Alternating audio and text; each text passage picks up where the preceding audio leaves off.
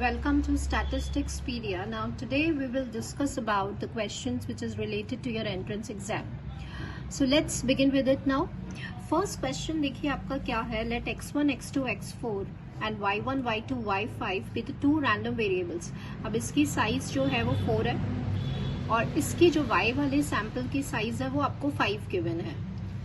And ये जो आपने सैंपल ड्रॉ किया है वो कौन सी पॉपुलेशन से ड्रॉ किया है? स्टैंडर्ड नॉर्मल पॉपुलेशन से. What is the variance for T? अब आपको एक स्टैटिस्टिक गिवन है, ये वाला स्टैटिस्टिक. अब आपको इस स्टैटिस्टिक का वेरिएंस निकालना है. So students, first of all हम लोग रिकॉल करेंगे कि यहाँ पे आपको ये जो रैंडम सैंपल दिया हुआ है, what this random sample basically concludes, it concludes कि आपका जो वेरिएबल्स है उनका नेचर कैसा है, इंडिपेंडेंट है. अब यहाँ पर जब हमने स्टैटिस्टिक को ऑब्जर्व किया तो हम क्या देख रहे हैं? देखिए, सबसे पहले तो हम यहाँ पे रफली समझेंगे.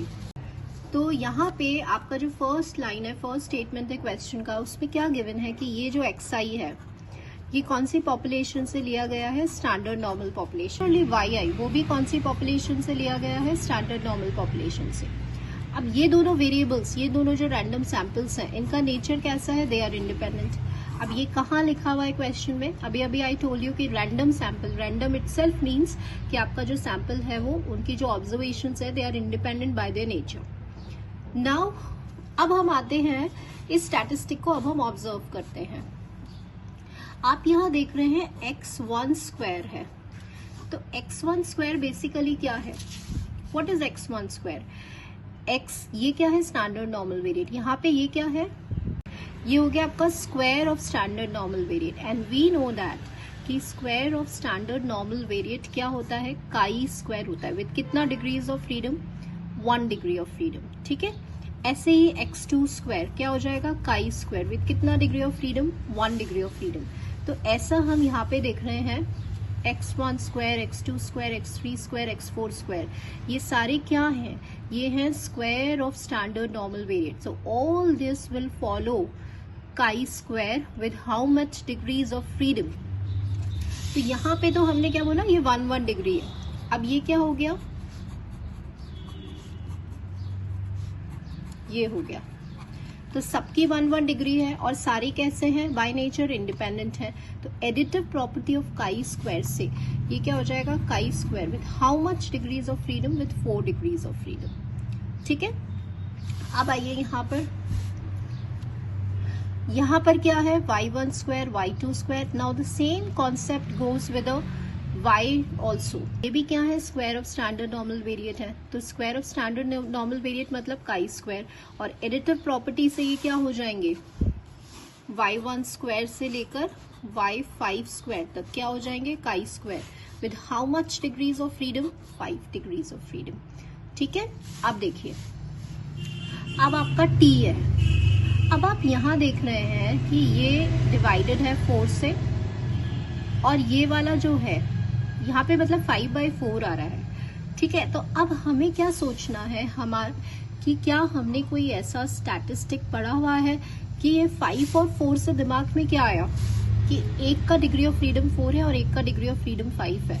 तो देखिए, इससे क्या आया कि ये काई स्क्वायर अपनी डिग्री ऑफ फ्रीडम से डिवाइडेड है और ये नीचे वाला काई स्क्वायर मतलब ये y वाला, ये अपनी डिग्री ऑफ फ्रीडम से डिवाइडेड है.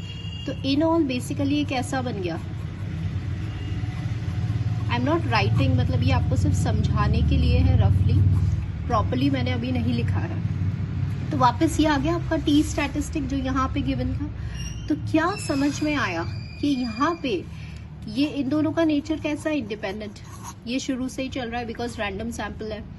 So from this what we conclude that this is a ratio of the two independent chi-square variates divided by their respective degrees of freedom. तो क्या ऐसा कोई स्टैटिस्टिक हमने पढ़ा हुआ है कि काई स्क्वायर का रेशियो और वो अपनी अपनी डिग्रीज ऑफ फ्रीडम से डिवाइडेड है? तो yes, we have studied and this is what, this is your F statistic. ऊपर वाला जो डिग्री ऑफ फ्रीडम पहले आता है वो ν1 होता है. तो ये 4 हो गया और डिनोमिनेटर वाला ν2 हो गया. तो this is ν1 and this is ν2.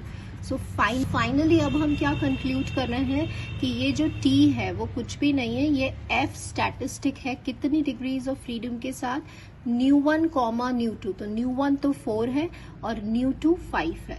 अब हमें क्वेश्चन देखिए, अब आप what is a variance for this. तो अब हमें ये तो समझ में आ गया कि एफ स्टैटिस्टिक है, तो एफ स्टैटिस्टिक का अगर हमें वेरिएंस याद है तो क्विकली हम वैल्यू सब्सटीट्यूट करके इजीली ये फाइंड आउट कर सकते हैं। सो स्टूडेंट्स, यहाँ पर देखिए आपको जो गिवन था, आई हैव रिटन इट कि एक्स स्टैंडर्ड नॉर्मल वेरिएट है, वाई भी स्टैंडर्ड नॉर्मल वेरिएट है, दोनों ही इंडिपेंडेंट है। और यहाँ पे क्योंकि क्वेश्चन में square of standard normal variate है तो it will follow chi square. अब बाय एडिटिव प्रॉपर्टी से हम इसको क्या लिख सकते हैं, chi square with 4 degrees of freedom, and similarly यहाँ पर हम लिख सकते हैं 5 degrees of freedom. So finally जो आपका टी स्टैटिस्टिक है वो किसको फॉलो कर रहा है, एफ को विद 4,5। ध्यान रखना है जो न्यूमरेटर में आता है उसको हम सबसे पहले लिखते हैं, ठीक है। तो यहाँ पे न्यूमरेटर में 4 था इसलिए 4 हो गया। तो बेसिकली इसको इन जनरल फॉर्म हम कैसे लिखते हैं, ऐसे लिखते हैं। वेरिएंस याद होना चाहिए, तो what is a variance for F, ये आपको याद होना चाहिए। अब आपको ये याद अगर हो गया, ये हमें याद रखना है, एंड सिंपली हमने यहाँ पे ν1 ν2, यहाँ पे ν1 4 है और ν2 5 है। We have just substituted the values and we have obtained the answer. Answer for this question is 350/36। So this is answer. Now moving on to the next question. So next question आपका क्या है, if the MGF of a random variable X. अब देखिए ये आपको MGF given है, then the PMF। अब आपको प्रोबेबिलिटी मास फंक्शन निकालना है। तो again we need to focus, हमें याद रखना है, हमें क्या पता है, कैसे हम प्रोसीड करेंगे। ये क्या पता है, MGF पता है। What is MGF? MGF की हम सबसे पहले डेफिनेशन पार्ट में आएंगे, ये MGF की डेफिनेशन होती है। And what is expectation? Expectation मतलब ये जो है उसको ऐसे ही लिखिए, fx, एंड अगर आपका डिस्क्रीट रैंडम वेरिएबल है तो समेशन आ जाता है। सो अभी हम यहाँ पे डिस्क्रीट ले रहे हैं, वाई, बिकॉज PMF है, दैट्स वाई। अब ये x ranges from 0 to infinity. तो अब हमें क्लिक करना चाहिए कि यहाँ पर आपका जो गिवन एक्सप्रेशन है वो e⁻t में है, राइट। तो अब हम इस पे क्या अप्लाई करेंगे, बेसिक डेफिनेशन को अप्लाई करके ही हम इसका PMF डिराइव करेंगे। सो अभी हमने यहाँ पर इसको एक्सपैंड कर दिया। आपको क्या करना है, सिंपली आपको सब्सटीट्यूट करना है। तो अभी हम यहाँ पे 0 पुट कर रहे हैं, तो e⁻0 1 हो गया और ये हो गया आपका प्रोबेबिलिटी x = 0। अभी हम writing it at the terms of PMF, ठीक है। अब हम x की जगह 1 पुट कर रहे हैं, तो e⁻x = 1। फिर आप 2 पुट करेंगे तो ये हो जाएगा x = 2। ऐसे हम पुटिंग इट टिल 5, x = 5। तो ये हमने बेसिक डेफिनेशन MGF की यूज कर ली। Now moving on to the question part. तो क्वेश्चन पार्ट जब हम देखते हैं तो देखिए आपको क्या करना है, सिंपली कंपेयर करना है, ठीक है। तो अभी हम e⁻t है, इसको कंपेयर करना है। तो e⁻t आपको यहाँ नजर आ रहा है, तो इसका मतलब from this what we conclude that x = 1, ये किसके इक्वल होगा, 5/15 के इक्वल होगा, ठीक है। अब आप इधर आइए, e⁻2t मतलब ये। So from that what we conclude कि ये जो होगा वो किसके इक्वल होगा, 4/15 के होगा, ठीक है। सो फर्स्ट हम लिख लेते हैं इसको एक बार, आगे प्रोसीड करते हैं हम e⁻3t।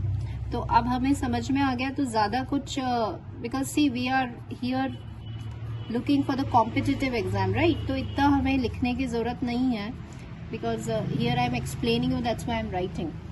सो स्टूडेंट्स, अब हमारे पास क्या हो गया, ये जो आ गया ना, ये आपका fx आ गया, दिस इज fx, ये आपका PMF आ गया। लेकिन जब आप क्वेश्चन में ऑप्शंस देखते हैं तो ऑप्शंस में it is given in this term, ठीक है। तो आप 1-2 को चेक करिए, नो नीड टू चेक, 5 तक चेक करने की जरूरत नहीं है। जब x1 रख रहे हैं आप, तो क्वेश्चन में ऑप्शंस में x1 रखिए, तो ये क्या आ रहा है, 7/15, तो ये तो नहीं होगा। यहाँ x1 रखोगे तो 5/15 है, और अपना क्या है, 5/15, ठीक है। अब x2 रख लो इसी में चेक करने के लिए, तो 4/15, तो दैट्स ट्रू। 3 रखोगे तो 3/15, दैट्स ट्रू। तो इसका मतलब इसका आंसर क्या हो जाएगा, ये हो जाएगा। अब नेक्स्ट क्वेश्चन कंसिडर करते हैं, if the MGF of a random variable x be this. तो आपको क्या गिवन है, हम लिख लेते हैं mxt गिवन है आपको, वो क्या है, 1/1 - T square. Then the mgf of y equals to this. तो यहाँ पे अब ये सब्ट्रैक्ट किया गया है तो दिस इज ओरिजिन और ये डिवाइड है तो दिस इज स्केल, ठीक है। लेकिन अभी हमें इसको हम फाइंड आउट ही करेंगे बिकॉज फाइंड आउट करना इजी होता है। तो हम इसका mgf निकालना है, तो कैसे निकालेंगे? Again by the basic definition, वो क्या होता है? Expectation X Y, just put the value for Y. Y क्या है आपका? x minus 4/4। अब यहाँ से हमें नॉर्मल कैलकुलेशन करना है, तो जब आप इसको नॉर्मल कैलकुलेट करेंगे तो tx/4 हो गया, ये 4 से 4 कैंसिल, e माइनस टी हो गया, ठीक है। अब इस पार्ट में x नहीं है, तो x नहीं मतलब ये कांस्टेंट है, और इसको आपने लिख दिया एक्सपेक्टेशन e/4। अब ये आपने पूरा कैलकुलेट कर लिया है, ठीक है, सिंप्लीफाई कर लिया है। अब हमें इसको भी यूज करना है, तो इसका मतलब ये जो एक्सप्रेशन आया है इसको आपको एक्सप्रेस करना है इन टर्म्स ऑफ mgf। तो वेरी सिंपल, वापस से आप डेफिनेशन लगा दो, इसको आप ऐसे लिख सकते हो, ठीक है। अब देखिए e minus T, mx t तो क्या था? 1/1 माइनस टी स्क्वायर। आपका क्या आ रहा है? t/4। तो मतलब गिवन वाले पार्ट में t की प्लेस पर हमें क्या पुट करना है? t/4 पुट करना है। तो क्या पुट करेंगे आप? 1 माइनस t/4 का होल स्क्वायर हमने पुट कर दिया, ठीक है। तो अब ये आ गया आपका। अब आपको कुछ नहीं करना है, एलसीएम लेना है। तो t²/16, 16 ऊपर जाएगा और ये हो जाएगा 16 माइनस टी स्क्वायर। तो ये आपने पूरा, तो यहाँ हमने सिंपल mgf की डेफिनेशन लगाई, थोड़ा सा इसको इजी बनाया, सिंप्लीफाई किया, और हमने जो गिवन था उसी को यूज कर लिया। तो आंसर क्या आ रहा है इसका? 16 e minus T, 16 minus T square. तो ये this is the answer for this question. Students की today video is useful to you, and thank you students for watching the video.